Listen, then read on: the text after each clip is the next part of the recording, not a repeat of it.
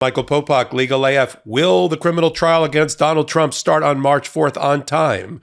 Or will it be delayed, tied up in appeals at the D.C. Court of Appeals level, which hears oral argument on January the 8th? That's the question now that the U.S. Supreme Court has rejected in a one-line decision unsigned Jack Smith's attempt to take the appeal of Judge Chutkan's ruling that Donald Trump does not have absolute presidential immunity to have his indictment in the D.C. election interference case dismissed. That issue is now going to sit, as we thought it would, with the D.C. Court of Appeals in a three-judge panel first. And whoever is the loser in that proceeding after January 8th's oral argument will then take what we hope will be a fast-track appeal to the U.S. Supreme Court. How did we get here and where do we go next? That's the purpose and the thrust of this hot take, and here we go. A couple of weeks ago, Jack Smith, in order to expedite the issue of whether absolute immunity could lead to the dismissal of the indictment against Donald Trump, an issue that's so fundamental that it stops in its tracks completely the trial of the case that was scheduled for March in the District of Columbia with Judge Chutkan. That case is now on ice. It is stayed by order of the trial judge because the fundamental issue of immunity in criminal prosecution has to be decided first. Rather than have it just sit around, Jack Smith filed two pieces of paper in a belt and suspender effort to keep this case on track. First thing the special counsel did, almost within hours of each other, was to file a direct appeal with the U.S. Supreme Court, asking them to take immediate jurisdiction and decide the case without the benefit of having the lower intermediary appellate court at the D.C. Court of Appeals level make a decision first. So that was sitting with the 9 judges of the U.S. Supreme Court, 9 justices of the court.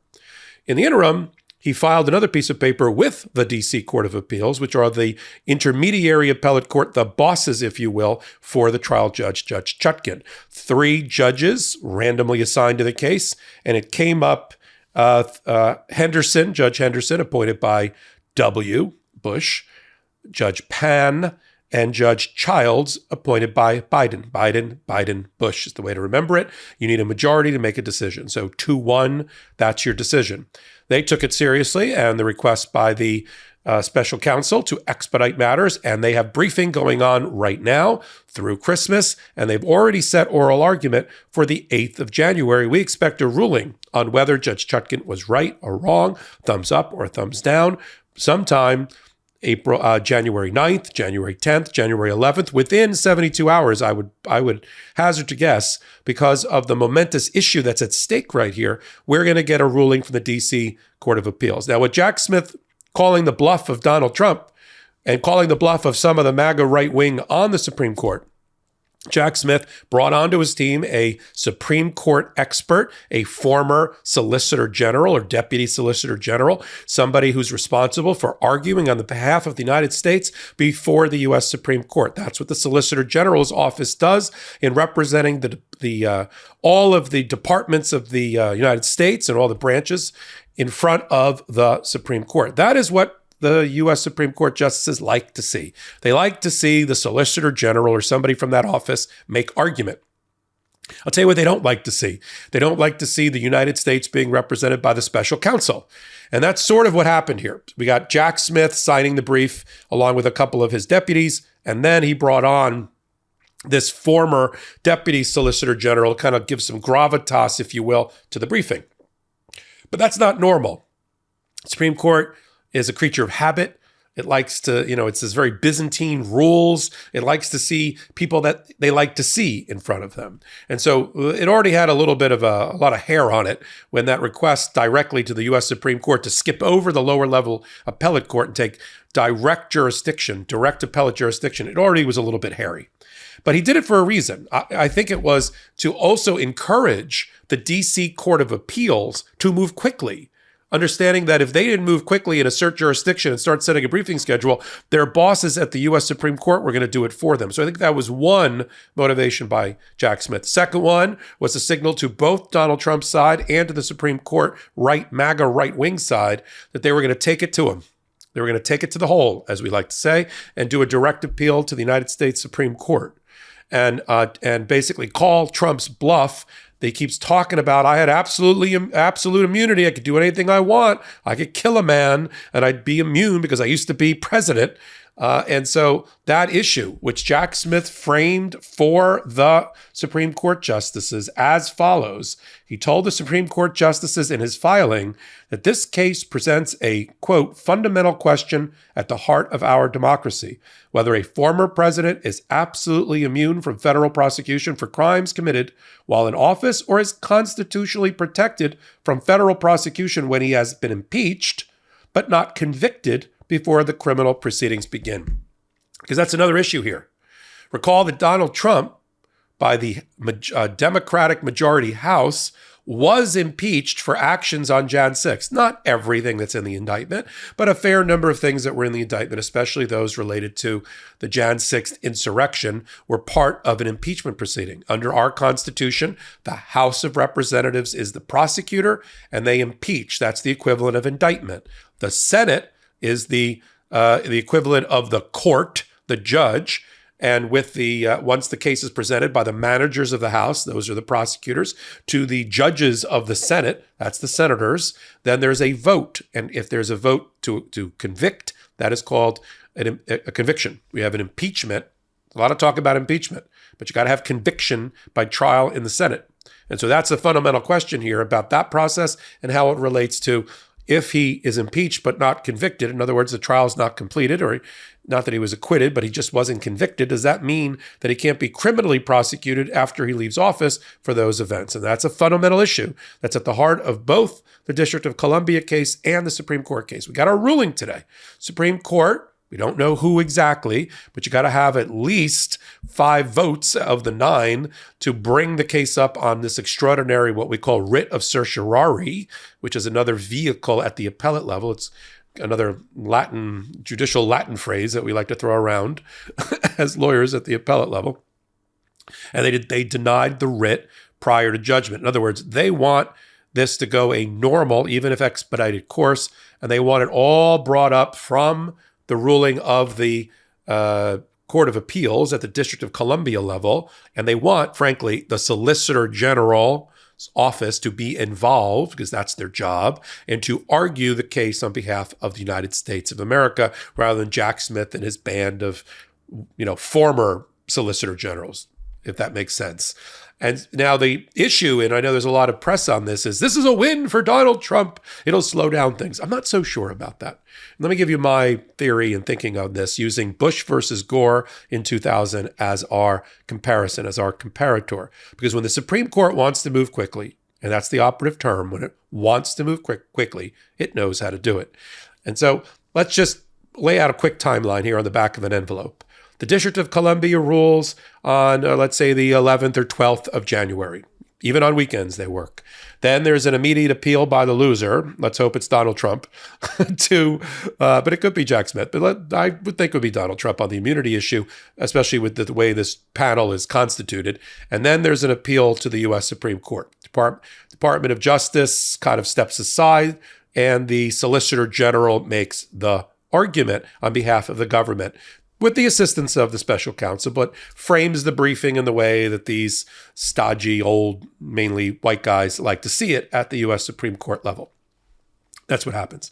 And that can go as fast or as slow as the U.S. Supreme Court decides. Having just denied an expedited direct appeal does not mean, and this is where I think there's been a misreporting or misanalysis, does not mean that they're likely, one way or the other, to deny an expedited appeal in the second round, in the next time they take a look at the case. In fact, I think it bodes for them actually expediting matters. And if they expedite, they can move quickly. Let me just give you a timeline to compare it to in Bush versus Gore, which was the ultimate decision, 5-4, to make the president George Bush W instead of Al Gore. That's how close we were to having a Gore presidency instead of a George W. Bush presidency. And think about what would have happened under all those scenarios. I'll leave you to that for a minute. So back to that. That got decided in 72 hours. The Florida Supreme Court made a ruling in I think it was December A day later, there was briefing at the U.S. Supreme Court. A day later, oral argument. And a day after that, 72 hours from start to finish, a ruling that changed the course of history, right? The ruling that put George Bush into the White House, 5-4. That was it. Doesn't matter what the popular vote was. Doesn't matter what the electoral vote was. It matters that 5 justices at the time voted for Bush to be the winner. And they did that in 72 hours. So this could go very quickly. This could go before January is over with a ruling, right? One way or the other, thumbs up or thumbs down, is the ultimate decision as to whether this DC election interference case is going to come off the rails and be dismissed once and for all by application of presidential immunity or not. And then if it's not, can they then, with the January trial, be able to try the January rulemaking, let's say, under my scenario with the Supreme Court, can they try the case in March 4th or somewhere in March to keep it on the rails for people to have a decision before they have to vote in November? That's the question. That's what we're talking about. Can you cram in double appeals between now and, let's say, at the end of January, get it done to keep the case on a March trial docket? Maybe you could slip to April. Good. Got a little bit of flexibility in that schedule. Shouldn't take more than 3 months to try the case. Still plenty of time before the voters have to go to the polls. So I think we're okay. And I think that's the purpose of this hot take.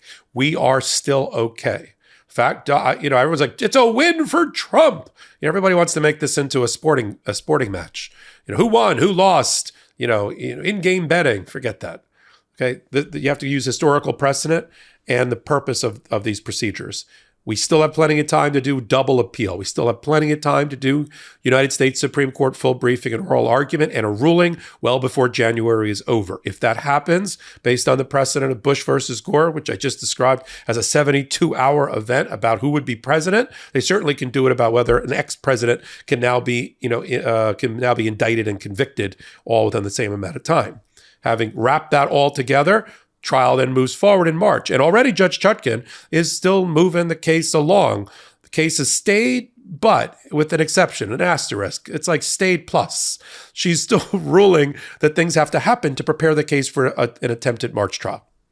She's saying the jury selection process has to start in February and the like, because she's already anticipating that if this ruling comes out ultimately by the DC Court of Appeals and or the Supreme Court in the next, let's say, 3 to 4 weeks, she's got to be ready to try that case in March. She can't just sit around and, no dust can grow over this. We have to move this very, very quickly. And she's doing that. So the trial judge is doing her part.